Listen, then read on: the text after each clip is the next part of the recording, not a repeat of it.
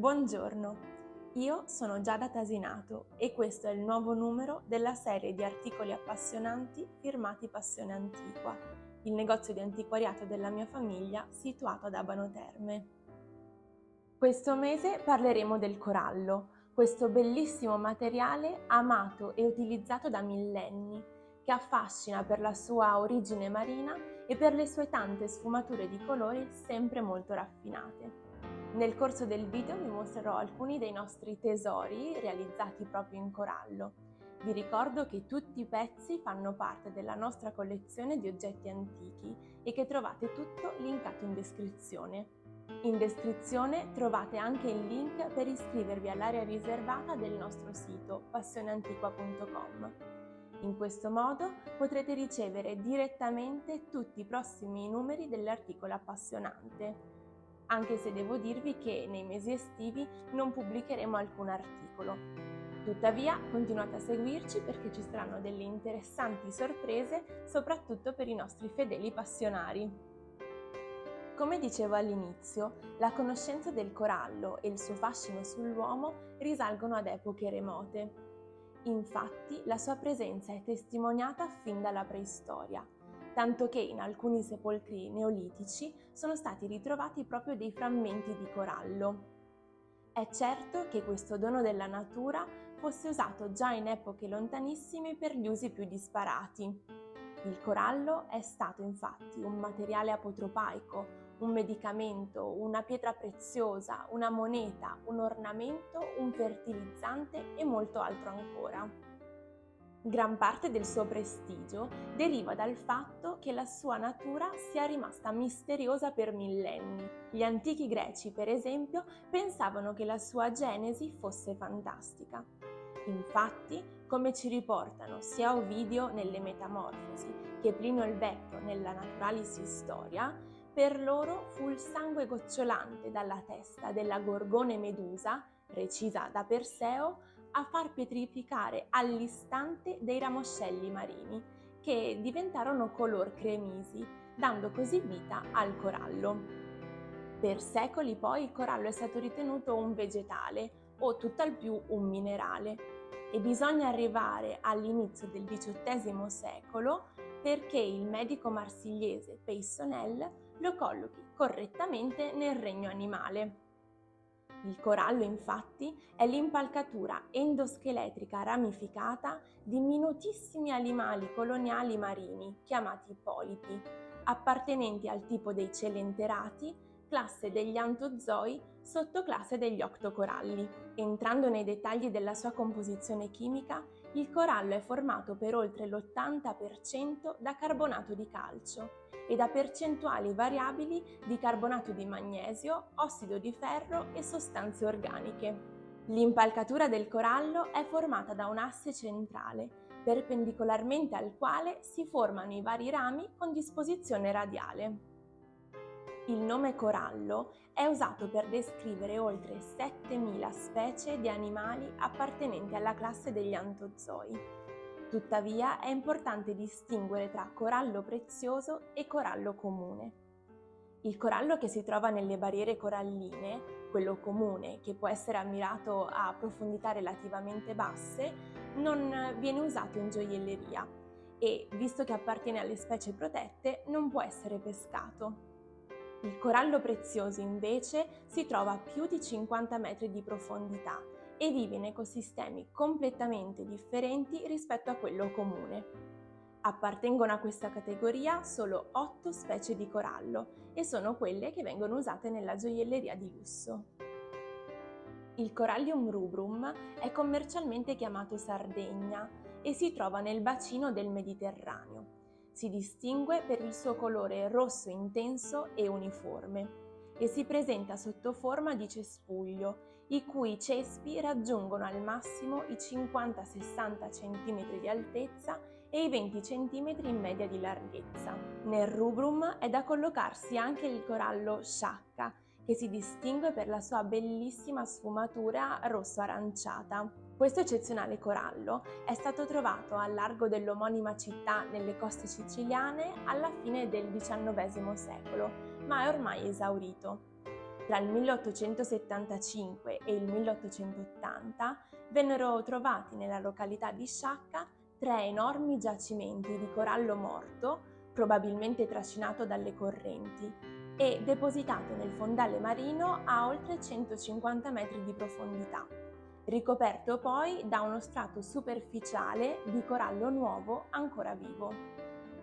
L'altro importante luogo di pesca di corallo prezioso è l'Oceano Pacifico settentrionale. A differenza di quello del Mare Nostrum, il corallo del Pacifico presenta una forma a ventaglio, le cui dimensioni possono raggiungere al massimo i 70-80 cm sia di altezza che di larghezza. Anche per quanto riguarda il colore, tra questo corallo e quello del Mediterraneo c'è una notevole differenza. Infatti, il corallo del Pacifico presenta una vastissima gamma cromatica che va dal bianco al rosso cupo ed è sempre caratterizzato da macchie, striature e venature di un colore contrastante, comunemente chiamate anima. Nell'Oceano Pacifico si trovano diverse specie di corallo.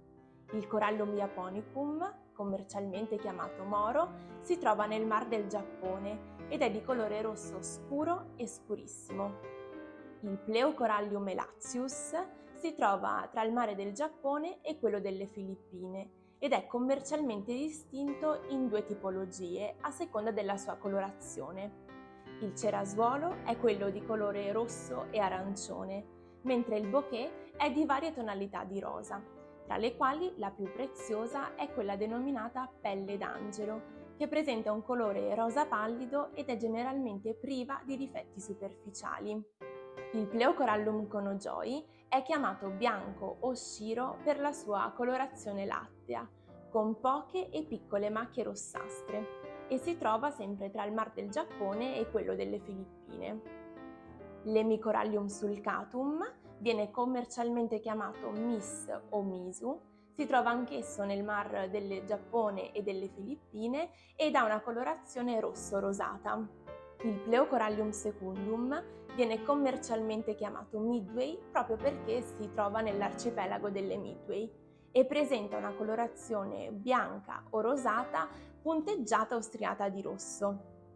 L'Hemicorallium regale è stato scoperto negli anni 70 nell'arcipelago delle Hawaii e presenta una colorazione rosa violaceo con delle venature rosso granato, da cui deriva il nome commerciale di garnet. Infine, l'Hemicorallium laoense, che si trova sempre nell'arcipelago delle Hawaii, è quello denominato Deep Sea in quanto è l'unica specie che si trova a una profondità di 800 o 2000 metri. Ha un colore rosso da chiaro a scuro mai uniforme. La prima pesca del corallo ha origini antichissime e fu del tutto casuale. Infatti i rametti, impigliandosi nelle reti dei pescatori, venivano portati alla luce, facendosi così conoscere ed apprezzare. Fino alla fine dell'Ottocento la pesca del corallo era effettuata esclusivamente nel Mar Mediterraneo, dove lavoravano pescatori provenienti soprattutto dalle città tirreniche, come Genova, Livorno, Marsiglia, Napoli e anche Trapani. Per molti secoli il corallo venne usato come ornamento lasciato grezzo, quindi così come veniva pescato. A partire dal Rinascimento, però, i trapanesi per primi si specializzarono nella lavorazione del corallo, incidendolo e incastonandolo in oggetti sacri e di uso domestico. Fu così che il corallo entrò a far parte della vita quotidiana delle persone di tutte le classi sociali in tutta Europa. Dalla fine del Settecento cominciarono a distinguersi i pescatori di Torre del Greco, che formarono una flotta di imbarcazioni specializzate nella pesca del corallo, le cosiddette coralline. Queste barche, piccoli e agili, erano munite di uno strumento particolare, la croce di Sant'Andrea, che era formata da 2 assi di legno incrociati, alle cui estremità venivano saldate i cordazzi, dove si impigliavano i rami che più sporgevano. Questo tipo di pesca, definito a strascico, è oggi completamente abbandonato e sostituito dalla pesca selettiva, effettuata da moderni sub specializzati e sottoposta a rigide norme. A inizio Ottocento aprì a Torre del Greco la prima fabbrica per la lavorazione del corallo, a cui Ferdinando IV di Borbone concesse il monopolio. Ben presto il corallo divenne il punto di forza dell'economia torrese, tanto che, nonostante l'iniziale divieto, cominciarono a formarsi altri centri specializzati nell'arte dell'incisione. Fondamentale fu anche l'istituzione della scuola per la lavorazione del corallo, che insegnò il mestiere ai giovani torresi, migliorando sempre di più la produzione artistica. Dall'Ottocento in poi la storia del corallo va di pari passo con la storia di Torre del Greco, che è ancora oggi la città a cui confluisce gran parte del grezzo internazionale, che viene qui finemente lavorato per essere poi esportato in tutto il mondo. Siamo giunti alla fine di questo approfondimento dedicato al corallo. Vi ringrazio per avermi ascoltata e spero di avervi tenuto compagnia. Vi ricordo di iscrivervi all'area riservata del nostro sito per scoprire tutte le prossime novità e di seguirci su Instagram e Facebook per aggiornamenti quasi quotidiani. Ciao passionari!